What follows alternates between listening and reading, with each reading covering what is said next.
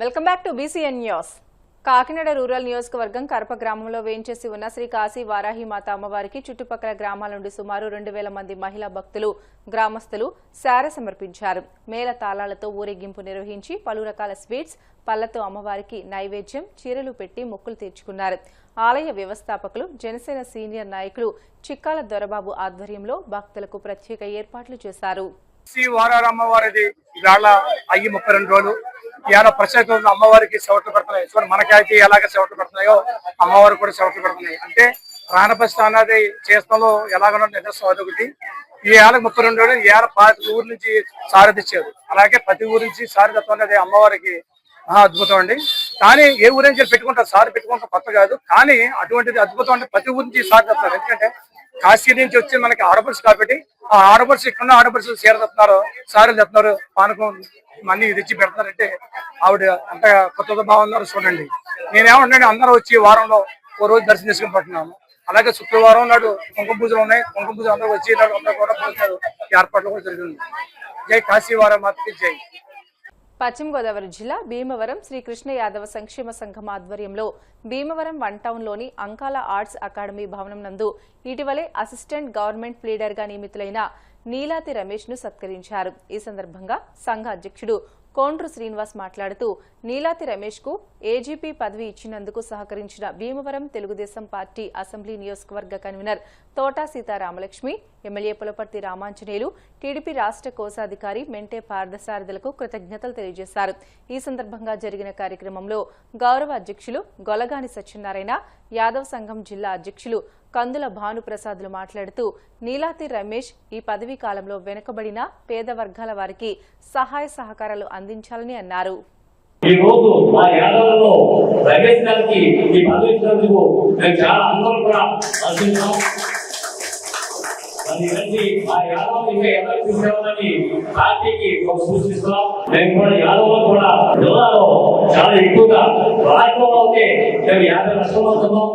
మాకు పదవుల నామకరణం చాలా తక్కువగా వస్తున్నాయి. మరి ఇలాంటి ఇంకా ఎన్నో చేయాలని చెప్పేసి మేము అధిష్టానాన్ని కోరుకుంటున్నాం. ఖచ్చితంగా కూడా చేయాలనేది మేము ఒక జిల్లా మీకు ఉపయోగం చెప్తాం సార్. మరి నిజంగా ఈ పదవికి మీరు ఖచ్చితంగా బలి తేవాలి. మీరు చేసే కార్యక్రమం ఏదైనా ఉంటే మన యాదవులు అనే వాడికి మీరు ఏదైనా సహాయం చేయగలిగితే కనుక ఖచ్చితంగా చేయాలి సార్. ఎందుకంటే మన వాళ్ళు చాలా మంది యాదవుల్లో బడుగు మహిళల వర్గాలుగానే ఉన్నారు. చాలా నివేదికలో ఉంటే మన వాళ్ళు చాలా మంది తెలియదు. అవన్నీ కూడా మీ దగ్గరకు వస్తే మీరు ఖచ్చితంగా చేయాలి. చాలా మంది ఈ వృత్తిలో జనం దగ్గర బాగా లాగేయడం మామూలుగా ఉంటుంది. అది మీకు ఎలా అనుకోవద్దు. వాళ్ళకి ఏం తెలియదు. మీరు చెప్పిందే వాళ్ళు చేస్తారు. ఆ విధంగా కాకుండా మనవాడు వస్తారంటే మీరు కూడా మనవాడు చాలా మంది చెప్పారు.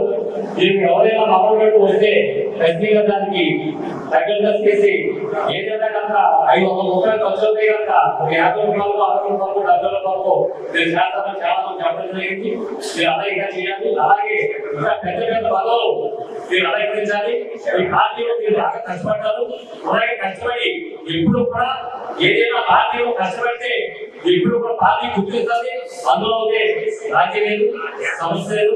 పార్టీలో గుర్తింపు రావాలంటే కనుక కష్టపడాలి. పార్టీ కోసం ఏ పార్టీలో ఉన్నా సరే మనవాడు అనుకున్నప్పుడు మనం అందరం కూడా ఆ విధంగా ఉండాలి. పార్టీలో అరుదైన ఘనత సాధించారు. అదేంటంటే 100-125 సంవత్సరాల చరిత్రలో లేని మన యాదవ జాతికి రాని పదవిని మనకు పట్టుకొచ్చాడు. 100 సంవత్సరాల యోధుడు అదనమాట. సో అలాంటి యోధుడిని మనం గౌరవించి సత్కరించుకోవడం మనందరికీ కూడా చాలా ఆనందదాయకం. ఈయన ఆవశ్యకత చాలా ఉంది. కారణం ఏంటంటే ఆయన చాలా సామాన్య కుటుంబం నుంచి ఎంతో కష్టపడి అటు పార్టీలోనూ ఇటు వృత్తిపరంగా ఎన్నో ఒడిదుడుకులు ఎదుర్కొంటూ ఈ రోజు వరకు ఆయన నిబద్ధతతోటి ఆయన వృత్తిని కొనసాగించుకుంటూ ఈ స్థాయికి వచ్చారు. కొన్ని సంక్లిష్ట సమయాలలో అండగా నిలబడి పార్టీకి ఆయన చేసిన సేవలకు గుర్తింపుగా ఈ రోజు ఆయనకి ఈ ఏజీపీ పదవి లభించడం జరిగింది. ఆయన ఎంతో కష్టపడి సాధించుకున్న ఈ పదవి ఆయనకి గొప్ప కాదు. కానీ 100 సంవత్సరాల చరిత్రలో లేని పదవిని తీసుకొచ్చి మన యాదవ జాతి గౌరవం తెచ్చారు చూసారా, అది మనకి గర్వకారణం. అందుకోసం మనం ఈరోజు ఈయనకి ఆ సన్మానం చేస్తున్నాం. ఆయన కోసం కాదు, మన కోసం. మాకు సంతోషం.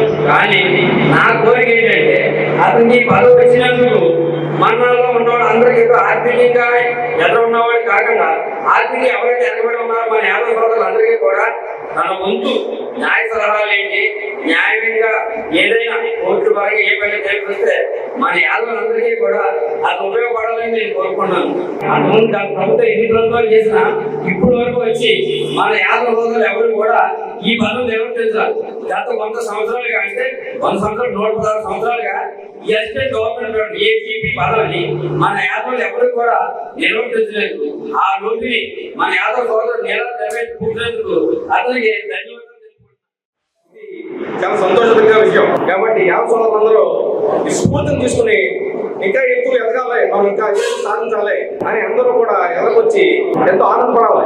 ఎక్కడ ఏ కులంలో పుట్టే అది ఒకసారి గుర్తు చేసుకుంటూ ఉండాలి. శ్రీకృష్ణ భగవానుడే మన కులంలో పుట్టే. ఆ స్ఫూర్తిని మనం తీసుకుంటూ ప్రతి ఒక్కరూ ముందుకు సాగు కష్టపడి యాదవ స్థానిక ఎమ్మెల్యేలు, స్థానిక తెలుగుదేశం నాయకులు అందరూ ఒప్పందంతో ఆయనకు ఆ పదవికి గౌరవించారు. అయితే ఆయనకే గౌరవం కాదు, మన యాదవ్ అందరికీ గౌరవం వచ్చింది. మరి ఈ రకంగా మరి మన యాత్రలో గవర్నమెంట్ కాబట్టి మనకి చాలా కృషి, దానికి తోడు పడుతున్న ఆ డెడికేషన్ వల్ల ఆయనకి పదవి వచ్చిందని మనం ఈజీగా నమ్మచ్చు. ఎవరైనా సరే ఆయన చూడగానే నవ్వుతున్న మనం నోటు జాగ్రత్తగానే ఆయన జాగ్రత్త ఆయన చాలా నెమ్మదిగా ఆలోచించి అధికారులను మనం విద్య చేసుకుంటే ముందుకెళ్తాం అన్న ఉద్దేశంలో చెప్తున్నాం. ఏజీపీ పదవులలో మనందరికీ, మన యాదవ సోదరులందరికీ కూడా చాలా గర్వకారణమైన ఒక విషయం. ఈ సందర్భంగా వేలా రమేష్ గారికి నా హృదయపూర్వక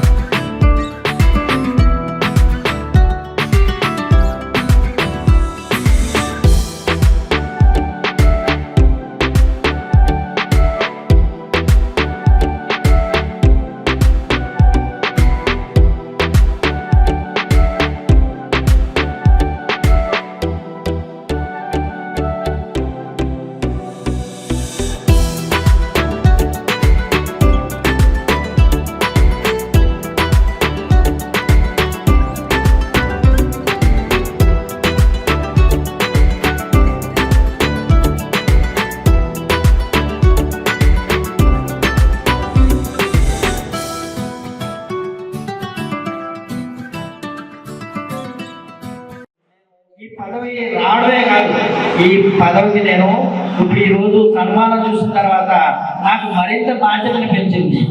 ఈ ఆరోపణలు నన్ను ఎంతగానో అభిమానించినందుకు ఈ పదవికి నేను 100% న్యాయం చేయడానికి నా సాయశక్తిలో కృషి చేస్తాను. నేను ఇప్పటి వరకు గత 20 సంవత్సరాలుగా న్యాయవాద వృత్తిలో ఉన్నానండి. న్యాయ వృత్తులు నేను ప్రాక్టీస్ మొదలెట్టిన నుంచి మన యాదవ సోదరులు అక్కడక్కడ చాలా మంది పూర్తి కులాలు వస్తూ ఉంటారు. వాళ్ళకి నేను నా సహాయం వరకు నేను చేయవలసిన సహాయం ఇప్పుడు చేస్తూనే వచ్చాను. ఇక ముందు కూడా ఇంకా కొనసాగిస్తాను. జిల్లా వ్యాప్తంగా మన యాదవ సోదరులకు ఎటువంటి సమస్యలు వచ్చినా నేను పోరాటానికి సిద్ధంగా ఉన్నాను. మనకి మంచి కమిటీలు వచ్చినాయండి. జిల్లా గౌరవ అధ్యక్షులు కానీ, మన జిల్లా అధ్యక్షులు కానీ, టౌన్ కోర్టు శ్రీనివాస్ గారి అందరూ కూడా మంచి వర్క్ చేసిన వాళ్ళు దొరికారు. మొదటిసారిగా యాదవ్లో ఒక చైతన్యం వచ్చింది. ఆ చైతన్యం వచ్చినప్పుడే నాకు ఈ శ్రమం చేయడం నాకు చాలా ఆనందంగా ఉంది. ఈ చైతన్యమే రానున్న రోజుల్లో మరి ఇంకా ఉధృతంగా క్షమించాలని నేను కోరుకుంటున్నాను. మనందరికీ ఒక బాధ్యత ఉందండి. ఎప్పుడైతే మనం సొంత కమ్యూనిటీ హాల్లో కూర్చొని మీటింగ్ పెట్టుకుంటామో అప్పుడే యాదవ సోదరులందరూ కూడా విజయం సాధించినట్టు.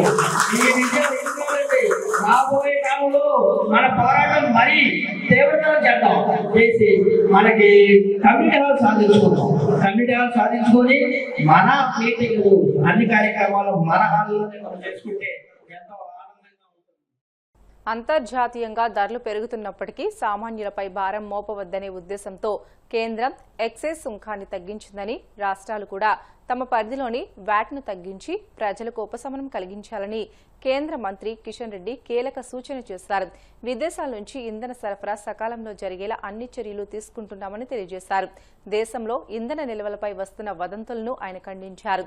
పెట్రోల్, డీజిల్, గ్యాస్కు ఎలాంటి కొరత లేదని, ప్రజలు ఆందోళన చెందాల్సిన అవసరం లేదని అన్నారు.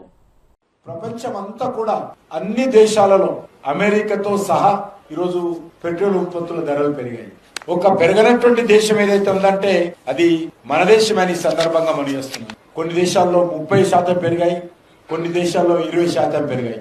యూకేలో ఉన్నటువంటి కంపెనీలు ఏవైతే పెట్రోలియం కంపెనీలు ఉన్నాయో కొన్ని 13% పెంచాయి రేట్లు, కొన్ని 7% పెంచారు. ఆస్ట్రేలియాలో 18%, అమెరికా కూడా 17 to 24% పెట్రోల్ ఉత్పత్తులు పెరిగాయి. కాబట్టి ఈరోజు కొన్ని దేశాలు అయితే అసలు పెట్రోల్ ఉత్పత్తి మొత్తం నో స్టాక్ బుగులు పెట్టి పెట్రోల్ పంపు తాళాలు వేసి, కానీ మన భారతదేశంలో మాత్రమే మనకు ప్రపంచ వ్యాప్తంగా ఉన్నటువంటి పాజిటివ్ యాటిట్యూడ్ కావచ్చు, మనం అన్ని దేశాలతో ఉన్నటువంటి మంచి సత్సంబంధాలు కావచ్చు, సమర్థవంతంగా నెట్వర్క్ ముందుకు తీసుకెళ్లడంలో కావచ్చు, ఈ రోజు మనము ఒక మెరుగైనటువంటి పరిస్థితి ఉన్నాం. దీన్ని మనం కాపాడుకోవాల్సిన అవసరం ఉంది. మన కేంద్రం చేతిలో ఉన్నంత, మన పెట్రోల్ కంపెనీ చేతిలో ఉన్నంత మనం దాన్ని ఉపయోగించుకొని పాజిటివ్ గా ముందుకెళ్లాలి తప్ప అనవసరంగా ఆందోళన చెందినంత మాత్రాన ఏముండదు. అందుకే కేంద్ర ప్రభుత్వమే ఈ రోజు ట్యాక్స్ తగ్గించిన విషయాన్ని మనం చేస్తున్నాం. అనేక దేశాలు ట్యాక్స్ పెంచుకుంటే ఆయిల్ కంపెనీల మీద ఈ రోజు ఇతర దేశాలకు సంబంధించినటువంటి పెట్రోల్ ఉత్పత్తుల కొనుగోలు పై సంబంధించి ఆయిల్ కంపెనీల మీద భారం పడతాం. కాబట్టి భారత ప్రభుత్వము గతంలో వేసినటువంటి పన్నులు తగ్గించుకొని ఆయిల్ కంపెనీల మీద భారం కొద్దిగా తగ్గించేటువంటి ప్రయత్నం, కొద్దిగా కేంద్ర ప్రభుత్వం గాని ఆయిల్ కంపెనీలు గాని ఇద్దరు ముందుకొచ్చి భారాన్ని భరించుకోవాలా. ఆయిల్ కంపెనీలు ఒక్కటే భరించుకుంటే భారం, ఆయిల్ కంపెనీలు అంటే ప్రజలే, అది కూడా ఆయిల్ కంపెనీలు వేరేలే కావు, ప్రజల కంపెనీలు అవి. కాబట్టి వాళ్ళ మీద కూడా భారం పూర్తిగా వాళ్ళ మీద వదిలేకూడదని చెప్పి కేంద్ర ప్రభుత్వం ముందుకొచ్చి మరి ట్యాక్స్ తగ్గించుకున్న విషయాన్ని ఈ సందర్భంగా మనం చేస్తున్నాం. వార్తలు ముగించే ముందు ముఖ్యాంశాలు మరొకసారి. నాయుడుపేట వేదికగా 2.5 లక్షల మంది పేదలతో గృహప్రవేశం చేయించిన సీఎం చంద్రబాబు, పేదలు గౌరవప్రదమైన ఇళ్లలో ఉండటమే ప్రభుత్వ లక్ష్యమని వ్యాఖ్య.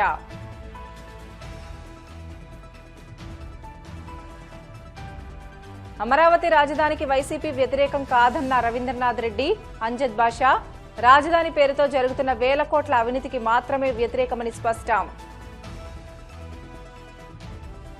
కైకరం బాయ్స్ హాస్టల్ను ఆకస్మిక తనిఖీ చేసిన ఏలూరు జిల్లా కలెక్టర్ వెట్రిసెల్వి, ప్రభుత్వ సంక్షేమ వసతి గృహాల్లోని విద్యార్థులు క్రమశిక్షణతో మెలగాలని సూచన. సామాన్యులపై భారం తగ్గించేందుకు ఎక్సైజ్ సుంకం తగ్గించామన్న కేంద్ర మంత్రి కిషన్ రెడ్డి, రాష్ట్రాలు కూడా వ్యాట్ తగ్గించి ప్రజలకు ఊరటనివ్వాలని విజ్ఞప్తి. ఇవి ఇప్పటివరకున్న బులెటిన్లోని అప్డేట్స్. మరిన్ని వార్తల కోసం BCN digital YouTube channel, Facebook పేజీని ఫాలో అవ్వండి. అప్డేట్ వార్తల కోసం ప్లీజ్ డూ సబ్స్క్రైబ్.